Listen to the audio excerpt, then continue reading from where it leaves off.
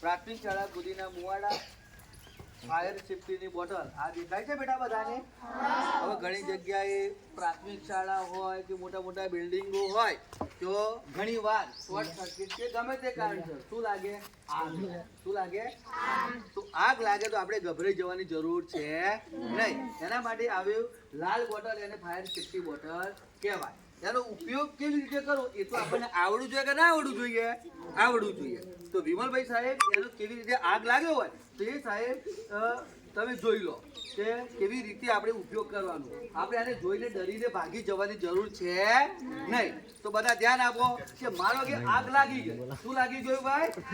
તો આવી બોટલ હોય તો આપણે વોટતા કરીને બોટલ જોડે જતું રહેવાનું અને જોઈ લો કેવી રીતે ખોલે છે બોટલ. જોઈ લો બધા.